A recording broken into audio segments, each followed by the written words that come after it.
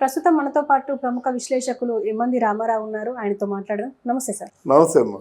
Sir, Vijay Devarakonda మీద ఎందుకంటే negativity spread అవుతుంది అని అంటారు. ఎందుకు అంటే ఈ రోజు రిలీజ్ అయిన కల్కి మూవీలో అందరూ హైలైటే, కానీ విజయ్ దేవరకొండ మాత్రమే మైనస్ అని చెప్పేసి ప్రచారం జరుగుతుంది. ఏమంటారు? అంటే ఆయనకున్న క్యారెక్టర్ స్టఫ్ లేకపోవడం వల్ల మైనస్ అవుద్దాం. ఒకటి ఆయన ప్రీవియస్ ఇమేజ్ ఒకటి పనిచేస్తుంది కదా. ఇప్పుడు కమల్ హాసన్ ఎవరైనా బాగా చేయలేదని చెప్పగలరా? అది మైనస్ అని చెప్పగలరా? అమితాబ్ బచ్చన్ బాగా చేయలేదని చెప్పగలరా? అలాగే ప్రభాస్ని ఎవరైనా బాగా చేయలేదని చెప్పలేరు కదా. అయితే ఆ క్యారెక్టర్లో ఉన్న డెప్త్ బట్టి ఆ క్యారెక్టర్ తీరిపోతుంటుంది. అంతమందిని అక్కడ గుర్తుంచుకుంటారు, అందరూ బాగా చేసేస్తే ఎలాగవుతుంది? ఆయన పాత్రోచితంగా బాగా చేశాడు. కాదంటే బాగా కష్టపడిన వ్యక్తి ఎవరంటే ప్రభాస్, భైరవ క్యారెక్టర్లో. అమితాబ్ బచ్చన్ కూడా బాగా కష్టపడ్డాడు. అందువల్ల ముఖ్యంగా ప్రభాస్తో ఈక్వల్గా అంత ఏంటంటే జోష్తో యాక్ట్ చేయడం గొప్ప ఈ సినిమాలో. అండ్ సార్, ఇందులో మనకి పార్ట్ 2కి ఒక ఇంట్రెస్టింగ్ పాయింట్ ఏంటి అంటే అర్జునుడికి కర్ణుడికి యుద్ధం జరగబోతుందా అంటే అక్కడ అర్జునుడు, విజయ్ దేవరకొండ, ప్రభాస్, కర్ణుడు వీళ్ళిద్దరికి మళ్ళీ యుద్ధం జరగబోతుందా కురుక్షేత్రంలో లాగా అని చెప్పేసి ఒక ఇంట్రెస్టింగ్ పాయింట్ లాగా వస్తుంది బయటికి. Interesting point. ఎందుకంటే అర్జునుడు మళ్ళీ వాళ్ళ కమల్ హాసన్, అమితాబ్ బచ్చన్ అంటే వాళ్ళిద్దరు కాల్ షీట్లు దొరకపోవచ్చు కదా.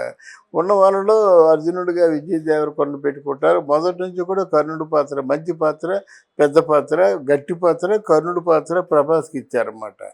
అసలు ఇక్కడ నాగశ్వంతాలు తెలివితేటలంటే భారతంలో ఉన్నటువంటి 2 గట్టి పాత్రలను కూడా రెండో భాగానికి కేటాయించడం చాలా గొప్ప విషయం. ఎందుకంటే ఇటు అర్జునుడి పాత్ర తక్కువ కాదు, అక్కడ ఎవరు మన కర్ణుడి పాత్ర కూడా తక్కువ కాదు. ఏ పాత్రకి ఆ పాత్రే బాగా ఒక వెయిట్ అయిన క్యారెక్టర్స్ అన్నమాట. అది ఇక రెండో సినిమాకి పెద్ద లీడు. కట్టపెంది చెంపాడేంది అంత పెద్ద లీడు, ఇది కూడా ఇంచుమించు అంత పెద్ద లీడు రెండో భాగానికి. అండ్ సార్, ఇప్పుడు అంటే ఒకవేళ కురుక్షేత్రంలో జరిగినట్టుగా కృష్ణుడు రావడం అంటే కల్కి పుడతారు, ఖచ్చితంగా పుడతారు అని చెప్పేసి అందరూ అంటున్నారు. ఎందుకంటే అశ్వత్థామ కాపలాగా ఉన్నారు, అండ్ కర్ణుడు అలియస్ భైరవ ప్రభాస్ ఇప్పుడు కాపలాగా ఉంటారు సెకండ్ పార్ట్లో. సో కల్కి ఒకవేళ అవతరిస్తే మళ్ళీ పూర్వ వైభవం వస్తుందా అని చెప్పేసి కూడా మాట్లాడుతున్నారు. అసలు ఏం జరుగుతుందంటారు సార్?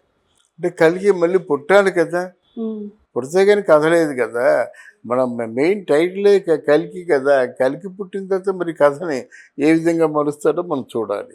సార్, ఇప్పుడు ప్రభాస్ వీళ్ళంతా కాస్టింగ్ అంతా ఒక పక్కన పెడితే మూవీని రాయడం నుంచి ఇప్పటి వరకు థియేటర్లోకి తీసుకురావడానికి, ప్రేక్షకుల ముందుకు తీసుకురావడానికి నాగశ్విన్ చాలా కష్టపడ్డారని తెలుస్తుంది. ఎందుకంటే ప్రతి విజువల్ చాలా హైలైట్ ఉంది.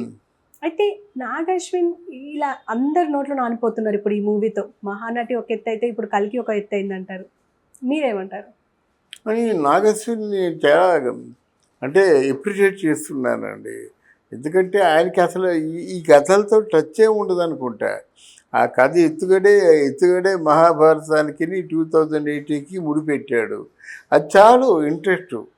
ప్రేక్షకుల్లో కథ అనగనగా అని చెప్పాడంటే వేస్ట్. పోయింది, ఆ రోజు పోయింది. ఇప్పుడు 2080 అన్నాడు, ఇంట్రెస్ట్ అరేంజ్ అవుద్ది అన్నమాట. అందువల్ల నాగశ్విన్ అక్కడ స్కోర్ చేశాడు. తర్వాత ఏంటంటే ఆయన మన ఇది రాజమౌళిని ఎక్కువ ఫాలో అవుతున్నట్టుగా నాకు అనిపించింది. ఎందుకు అంటే ప్రతి సన్నివేశాన్ని కూడా విజువల్ వండర్ ఉండేలాగా మాత్రం జాగ్రత్త పడ్డాడు. తర్వాత ఏమో ఆ క్యారెక్టర్స్ చేసిన ఆర్టిస్టులు తేలిపోతారేమో అనే భయంతో అసలు ఇంటర్నేషనల్ ఆర్టిస్టులు పెట్టుకున్నారు. ఈ సినిమా అంటే ఢిల్లీలో అంటే ఉత్తరాదిలో అంటే ప్రదర్శించిన దానికంటే అమెరికా, జపాన్ ఇట్లాంటి దేశాల్లో ఓవర్సీస్ మార్కెట్ మాత్రం బాగా పొందుతుంది. దీనికి కూడా బాహుబలి రేంజ్లో ఈ సినిమాని చూస్తారు. ఎందుకంటే ప్రభాస్ ఉన్నాడు కదా. మళ్ళీ ప్రభాస్కి ఆ రేంజ్లో సినిమా రాలేదు.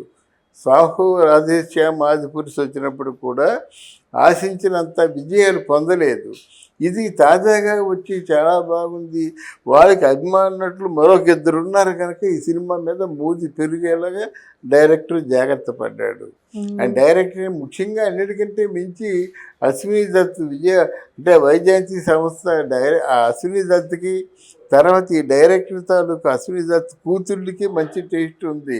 వీళ్ళందరూ కూడా సినిమా గురించి ఎవరైతే సినిమా గురించి ఆలోచిస్తూ తప్పిస్తారో వాళ్ళ సక్సెస్ ఉంటుందమ్మా, తప్పకుండా సక్సెస్ ఉంటుంది.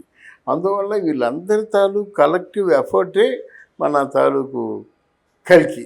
అయితే కల్కి పార్ట్ 2 కూడా బాగుంటుంది అని అంటారా? డెఫినెట్గా. ఎందుకంటే కల్కి పార్ట్ 2లోనూ ఏమీ లేదు, అర్జునుడు కర్ణుడు ఇద్దరు తలపడతారు, వాళ్ళిద్దరికి మధ్య యుద్ధం జరుగుతుంది అంటే చాలా అయిపోయింది ఇక కథ. అంతకంటే బలవంతులైన కథ ఏమవుతుంటుంది? ఇప్పుడు కర్ణుడుగా ప్రభాస్ ఉన్నందుకు అప్పుడు ఆ పెదనాన్న లాంటి క్యారెక్టర్లు కటకటాల రుద్రిలో శ్వాసలు కర్ణుడు మాట. కర్ణుడికి మంచి డ్రామా యాక్షన్ ఉంటుంది. ఆ డ్రామా యాక్షన్ రెండు కూడా కొట్టేస్తున్నాడు ప్రభాసు. అక్కడ విజయ్ దేవరకొండకి ఈ సినిమాలో కొంత ఏదో అన్యాయం జరిగిందని కొంతమంది అనుకుంటున్నారు. అక్కడ దాంట్లో విజయ్ దేవరకొండని కాంపెన్సేట్ చేస్తాడేమో డైరెక్టర్ చూడాలి. ఓకే సార్, థ్యాంక్ యూ అమ్మా.